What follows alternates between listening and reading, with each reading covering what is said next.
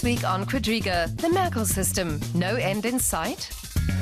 Angela Merkel has headed the German government for 10 years now. And there's still no likely contender to take her place at the table. German voters can't seem to get enough of her. Merkel's popularity in opinion polls is unbroken. As the leader of Europe's economic powerhouse, she's also taken the lead in international issues, playing a decisive part in the Greek bailout negotiations, for instance. What is the secret of Merkel's success? Is such a long time in office good for Germany and for Europe? Coming to you from Berlin, Quadriga, the international debate. Your host this week, Melinda Crane. Hello and welcome. She's becoming as much of an institution as her political mentor, Helmut Kohl. Could she wind up governing as long as he did? And is that a good or a bad thing for Germany and for Europe? That's what we want to talk about today with three people who follow German politics very closely. It's a pleasure to welcome Margaret Heckel. She is the author of a best-selling book on Angela Merkel's approach to governance. She served as head of the politics desk at major German newspapers, and she says Merkel stands for stability. That's why the Germans trust her. Ines Pohl was until recently the editor-in-chief of the Berlin daily newspaper Die Tageszeitung. She's now preparing to go to Washington as a correspondent for us, for DW. Ines Pohl says it's no longer enough just to manage crises the way that Merkel does. And our final guest on today's program, Alexander Görlach. He's the founder, publisher, and editor-in-chief of the German debate magazine, The European. He says if Merkel manages to build up a successor, she will go down in history as the greatest German chancellor ever. Tall words, Alexander Görlach. We want to hear why that is in just a moment. But let me start out by recalling one of the more notable political moments of this summer, Ines Pohl. It was a statement by a state premier that Angela Merkel is basically unreplaceable. The thing that was especially notable about this is that he didn't come from her own party. He came from the rival Social Democrats. How in the world is that possible? How did Germany come to that pass? That is a good question. I think in a way he's really right. I mean, Margaret Heckel, she kind of mentioned it in her statement. It's really her stability, her reliability, which the Germans really love. We have to say Germany is doing very well. People, they're well off. They feel safe with her because she stands for continuity like no other politician does. I think when we talk about Angela Merkel, we always have to talk about the opposition. And this is something which is really lacking in Germany, and that plays totally into her role. Margaret Heckel, you spent time with the Chancellor. You've observed her firsthand. What's her secret? Well, the way she takes a long time to decide questions, and she said herself that she has to think about them, she has to see all sides. But once she's decided, she really sticks with her decision, and I think that's what the Germans value. And there have been a few decisions where that didn't work, like when the energy policy was turned around and atomic was phased out. But with the rest of it, she's very consistent in what she does. And that really seems to be her secret. Alexander Görlach, leaving aside your point about the successors, we'll come back to that a bit later, but let's talk about being the greatest chancellor in history, potentially. Is that because she's a great stateswoman or simply a very, very canny politician? Well, I mean, you have to be sort of candy if you want to be like that popular at all times, if you are a chancellor like for 10 years. But what I think is, if you look at the Federal Republic of Germany, the post-war history, it's most of the time the conservatives govern on that level. It's different on the states where the Social Democrats have good polls and where at this point they have the vast majority of all prime ministers on the state level. On the federal level, however, there's been just like in 1989 when Kohl was not re-elected. It's just because he didn't find in time a proper successor of his, because he was back then 16 years in the office. So what I'm saying is that the conservatives, the Germans, for some reason, think that the conservatives, apart from Angela Merkel, are the party that governs them on that state level. Ines Pohl, again, that question, stateswoman or canny politician, what do you think drives Angela Merkel? Is it a vision for Germany, for Europe, Or is it largely domestic political I considerations? have to say, I don't see any vision which is bigger than her own power. She wants to stay in power. She's a fantastic power player. She really knows how to do that. That's the reason why she survived the last 10 years. We always have to keep in mind that she came from the outside. Her way is quite interesting. She really came as an outsider, and to come into this party as an outsider, to stay for that long, you have to be so talented when it comes to power. But, and this is my concern about the future regarding Germany and Europe. I don't see any vision of Europe. She's all about the domestic issues of Germany. That's why the Germans love her so much. Germany comes first, and then there's a pretty long way nothing, and then might come Europe, and then might come the rest of the world. And I think in this crisis we're seeing with Greece, we're seeing also with Syria and all the wars going on, we're seeing with Israel and Palestine, this won't be enough for the next 10 years.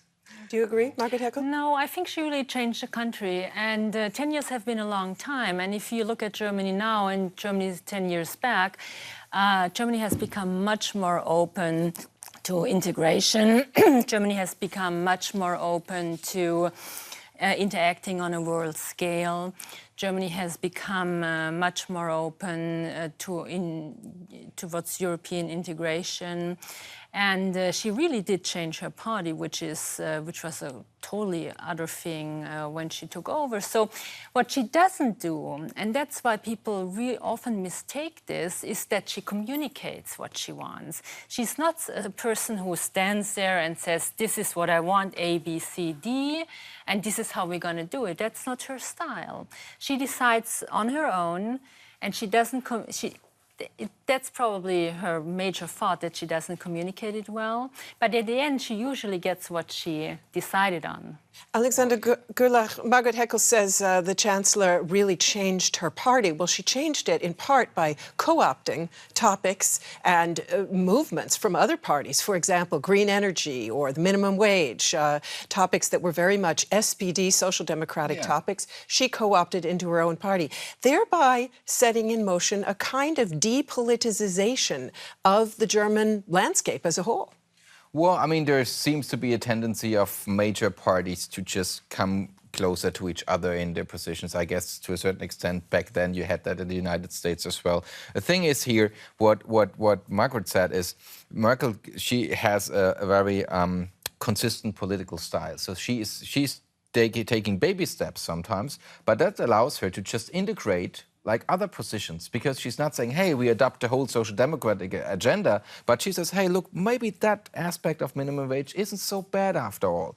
And she gets that step by step. And that is the second thing what Ines just said, because the German opposition is very weak, and the Social Democrats do not stand at this point for a very consistent policy. But Ines Pohl, does that have drawbacks for the political system as a whole? Is there, for example, the threat of a rise on the far right, because there's no longer a strongly defined conservative party, but in fact a sort of a vast CDU, a big tent that can cover any topic on any area of the spectrum? Absolutely. This has an impact on the landscape, on the political, on the democratic landscape, I would say. You know, we hardly have any deep discussions in our parliament. You know, there aren't really fights for things. Are you right? Am I right? What kind of an idea, what kind of an understanding do we have of the role of Germany, of the role of Europe, of the role of the United States? And this is a problem. I think Germany is losing the ability to really go through deep discussions within the political system, but also within society. Margaret Heckel, I have to say that for me, as an American, it's quite astonishing. You know, in the US these days, you would definitely know how any individual in your circle of friends voted. Party politics are so polarized, they are so defining for the US. That is absolutely not true in Germany. Yeah. Is that the work of this Chancellor? Well, I think it's the work of society. German society has become a lot less ideological than it was 10 years or 20 years back. And then the big battles had been fought then. And that's when, you know, in Germany you could say you were for green energy or against green energy. You were for conscription or against conscription. Nowadays, everybody's for green energy, you know, and nobody, when conscription came down, nobody said, I want to fight for it, I want to fight for it. You know, everybody said, okay, fine, we're just going to go along. And so in a way, Merkel really fits that very well. So the question really is it her or is it society? I mean, who reacts on whom? That's really hard to say. Ines Pohl told us a second ago that she's worried about the implications for the future. Let's take a look at those implications. What does the era of Merkel mean for Germany also in the future?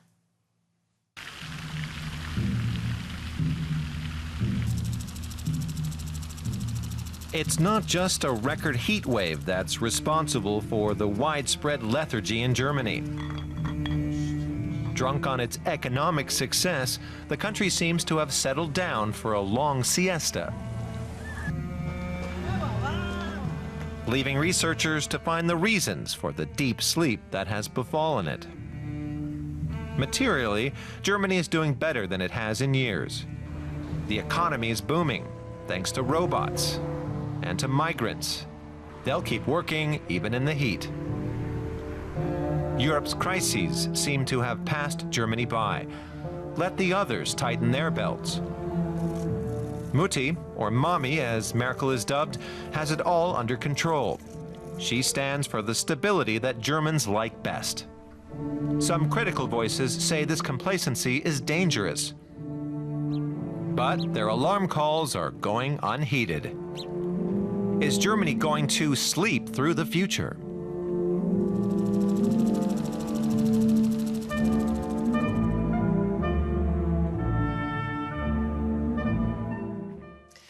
Alexander Görlach, we were all praising the virtues of stability just now, but is there a point at which that stability tips over into complacency and does, in fact, blind the country to the need to make adjustments for the future?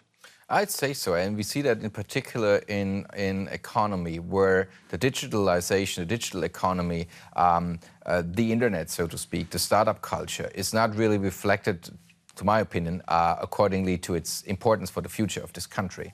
And I think the government decide it's a Social Democrat Minister of Economics, but also from Merkel, who is also in charge of the whole government. They just, you know, they argue about whether or not to if Amazon is a good thing or if Facebook is a good thing. But on the other hand, that's just creating jobs, and that's the future of economy. And I think we will not be selling our cars to China in 40 years' time. They may all drive Tesla by then. Ines Pohl, how much of the prosperity and stability that Germany has been enjoying, particularly since the financial crisis, is actually Chancellor Merkel's achievement? Doesn't it actually rest to an at least equal degree upon the achievements of her predecessor, Gerhard Schröder, in pushing through very, very tough social welfare reform? Most definitely. She's like harvesting the so-called Agenda 2010, where we really had brutal cuts in our social system. She knows that, and she plays that, as she always does, very smoothly, and people think it's something she really achieved. That is a problem because I think you're totally right on the technical side, on the economic side, but I think it's also, or even more so, a problem when it comes to prepare this country of shifts which the country will face. I'm sure that you're talking about the wealth and the economic success we are living or experiencing right now in Germany. This will change within the next 2-3 years. We're looking at China. We don't know what this crisis will mean immediately here. And you asked just a couple of minutes ago how or what this could mean for the right-winged parties. And I'm indeed deeply afraid what this political atmosphere with no culture of discussion means when it comes to a more insecure economical situation in this country for the upraise of really right-winged and maybe even extreme left-wing parties. Margaret Heckel, would you agree? Is a complacent Germany sleepwalking toward a future that's not so bright? Yeah, absolutely. The danger of complacency is definitely there. And that's in every society. When things run smoothly, you don't want to change. And actually, you can really only push change through when things are not running smoothly, when there's a crisis. And that's what we've seen in the last couple of years. In Germany, reforms were only done when there was a crisis. It really had to hurt. And so in a way, that really is a danger. And my reading of Merkel is that that's for her one of the reasons why she thinks Europe has to stand as a unified region in the world, because only if Europe is unified and has one currency, namely the euro, it can really stand up and have its voice heard in 20, 30 years' time, when China is going to be so much more important than it's now, and we don't know what's going on with the United States. But, you know, when world global politics really do shift. And so that's behind her European policy. And there she is in the midst of a crisis, so that's not really clear how it's going to play out, but that's what's in her mind in governing through that crisis. Linda, may I add one point? I think you are half right when you say changes can only be made with big pressure.